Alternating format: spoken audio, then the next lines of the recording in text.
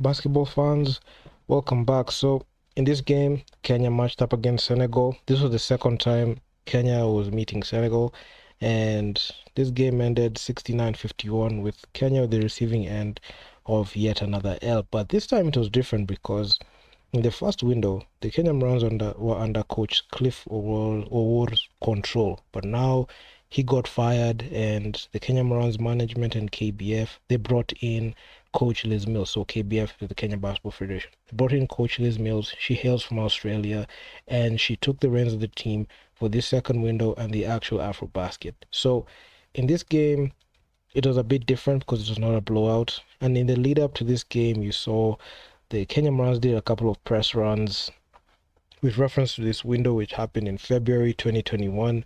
And it was actually quite historic because at least there was no embarrassing, brutal beatdowns, so as we thought, because in the last game against Mozambique, they got beat. But we're going to look at that in a later video. But in this video, we'll be looking at Kenya versus Senegal. This game, there was a strong first quarter from the Kenya Morans, which was rightfully so. It was needed. And the Kenya Morans just showed some promise, especially when the game started. And in the second quarter, you could see the Kenya Morans won the quarter, and they were able to hold Senegal to the least amount of points of 6 points. When I watched this game live, after the first half, I was actually quite confident with the Kenya Morans. I felt like this is a game that they could make close, and potentially they could have been an upset there, and they would have, shocked the world if we beat Senegal. But you know how this goes. In the second half, that's when Senegal just utterly dominated Kenya. Dunk after dunk, transition play after transition play. It was so, my God, it was so embarrassing to watch. We watched the plays that Senegal were running, high, fast-paced transition plays, dunk after dunk after dunk. Even I saw like a couple of posters that were made, and my God, it was just so embarrassing. And statistically, this game was just a lopsided affair, especially when it came to the Kenyan Morans versus Senegal. Senegal just had the upper hand everywhere. They had the size. They used the same strategy. They didn't change much on their offense because we already saw how Kenya plays. We had a few additions in the squad. We had Preston Bunge in the squad. We had Pusha Mukota in the squad.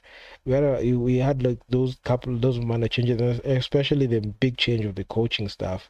So having Coach Liz Mills there, I know her philosophy was different to Coach Cliff. So there was an expectation that there was supposed to be a bit of more change when it came to basketball, but the players were majority, like 80%, 85% of the players were the same, and there was little to no improvement given like how they were exposed in November. So in this window, Senegal just looked big, they looked huge, and the Kenya Morans, they shot well.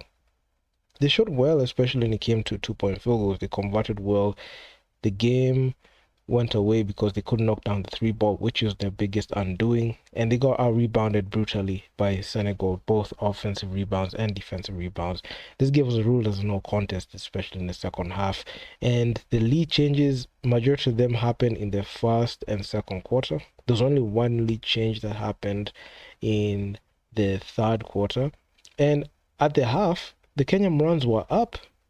The Kenya Morans were up in the third, and it was actually a game that it looked like we were going to win. At the halftime, we were up, but when Senegal just smelled blood in the water, they just came in and they just hit us so hard. Every single play was just a highlight play. They just took the mistakes that the Kenya Morans had, and they just used them to facilitate their offense, especially when it came to turnovers, miscommunications on passes, bad passes, able to do that. And they did a fine job at making sure to defend Tailongwe as hard as they can. And they did so, and they made sure that he had a very uncomfortable game. And they actually made sure that the other team players in the Kenya Morans facilitated the offense on the scoring options, but not Tyler. So they took Tyler off the game, and they made sure that there was no production coming from his side. And it actually was a good strategy because the other players, when they attempted to like make plays, it was a turnover. I saw a turnover from Ronnie Gundo, which was actually It was actually fun. You could see a pass, pass in the back, quick transition, fast break dunk. There were like a total of about 6 fast break dunks, like about 3 posters. It was such an all-in massacre, and you could see the turnovers that when they kept creeping in. Kenya Morans, when they have more than 20 turnovers, that's a loss, and they were not able to even beat Senegal in any other key statistical category that mattered. You could see when it comes to points from turnovers, Senegal won that. Senegal won the fast break points because of the turnovers. You could see second chance points were tied. Points in the paint, they actually really dominated as much as Kenya were dominating, especially in points in the paint. But when it came to knocking down the three ball, we were not able to do that. There was no point in time where this game was tied. There was 0 ties. But when it came to the assists, you could see the Senegal knew what plays they needed to run, and because Kenya did not pose any threat, especially when it came to the defensive side of the ball, they made sure to capitalize on those transition plays, and that's the same strategy they used in the first game. Then in the first meetup, they matched up, and it was just ruled as like a no contest, and it was just a walkthrough game for Senegal in the second half. In the first half, it looked a game that was promising, and just like I said, Kenya just had an improved performance based on like scoring. We didn't get blown out or embarrassed like that, but we had a couple of plays that were very embarrassing. We didn't get like dominated like that like the first time, because the first time I feel like the Kenyan Morans were very frazzled, but in the second going, the embarrassing moments were there, and quite honestly, the score line does not tell the whole story, because there are a couple of possessions that happened in the game and they were really, really embarrassing. But going into our usual suspects, you could see the legacy players. You could see Victor Bosero is not on the squad at this time. We had Preston Bunge. He played 35 total minutes. He shot 31% from the field, 105 from the 3-point line. So his production wasn't the greatest given like the heavy minutes that he was playing. He only had 11 points. You expect somebody playing at that position to be the most efficient, not even the most efficient like that, like a centerpiece, but a guy that is given like a lot of minutes and he logs in a lot of minutes. He's supposed to at least be a bit more productive when it comes to the court, but he wasn't at the time, because he had the highest negative plus minus from -23. So he was actually very inefficient. Griffin, I mean, he played heavy minutes as well. 3 points, 1 of 3 from the field. So no much production coming from him. Eric Mutoro virtually did nothing. This guy he was out of the depth at the time. Griffin even didn't mention he had a plus minus from -17. So you could see these are guys that you really can't rely on down the stretch. And it's not even like it's not even about like talking bad about these players, but if you look at the stat sheet, this is what tells you what they did in the game. You can look at the gameplay and you can look at the stat sheet, and this one just tells you that this is a person that you cannot rely on down the stretch given the minutes that they're playing. Eric Mutoro should be riding the bench, and I'm actually happy that he's not going to be playing in this window, because in this window of this year's Afrobasket, because this is the production that he produced about 3 years ago, and this is the same player that is going to produce the same thing. He produced the same even when he played in the Afrocan. He did virtually nothing in the 2023 Afrocan. It's funny that he gets call-ups. Victor Electric, I mean, this is a guy that is just known for personal fouls, so there's no cautions on that one. This is a guy that cannot take care of the basketball. This is a guy that I don't know how he plays. He was put in to knock down the 3 ball, but he can't even get his shots off. So it's actually quite embarrassing. There you go, Tailongwa. Senegal just took him out of the game, and he had his most inefficient game. Even from the line, he missed every single shot. He had 4 turnovers there. He tried to go defense with 3 steals, and he had like 3 assists, 5 rebounds, but his productivity was diminished and he wasn't able to contribute anything. Valbuza, 14 points. That's the usual. You don't expect any different from this guy. Who else? Pusha Mukote was brought in. He had a plus minus from minus 16, 44, 4 of 9 shooting from the field. Not the best. Ronnie Gombe. I don't know why some people just got call-ups, because if you look at how they played, man, like it was just straight up pathetic. Okal Karanga, 1 point. 1 point. And it's funny that people praise and say that this is the guy that he's actually a good player, but look at his productivity. It's actually quite abysmal. Look at their productivities here. It's not even about scoring wise. Don't even look at this one, because scoring, not everyone can score the basketball. But look at the minutes that they're playing. 14 minutes. 14, 17. This guy 24. This guy played like two and a half quarters. 2.5 quarters and he produced this. This guy played three and a half quarters, virtually the whole game, but you do nothing. Okay, not about scoring, but let's look at even the other stats. What about, rebounds, assists? This dude, Victor Electric, he had 0 points. Look at his assists: no assists, no rebound, only 3 personal fouls, 1 turnover, no steals, no block, virtually nothing, and he played almost a whole quarter. All right, let's look at Okal Koranga. He didn't score, but what did he do in the other side of the ball? He only had 3 rebounds, 2 assists, 2 personal fouls, 1 block. That's it? This is the justification for this guy playing 18 minutes? Okay, let's look at Bush then.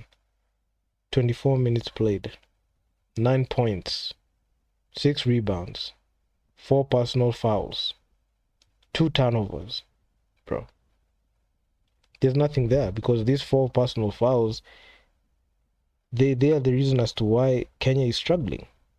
They are at that time. Desmond Willie, 14 points. This is a guy that you can't rely on.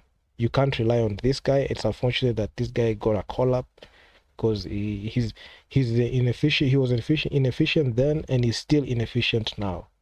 Inefficient then, inefficient now. Griffin, inefficient then. The guy very good skill wise, they are good, but when it comes to output, they are nowhere to be seen. Nowhere to be seen completely. You cannot trust on these people. You can't trust these people to get you anything. Nothing, man. Even looking at scoring per quarter. Scoring per quarter, let's check this out. In the first quarter, they tried shooting inside. At least they were able to convert, but they are field goals. Preston, he missed that one. He also missed that one.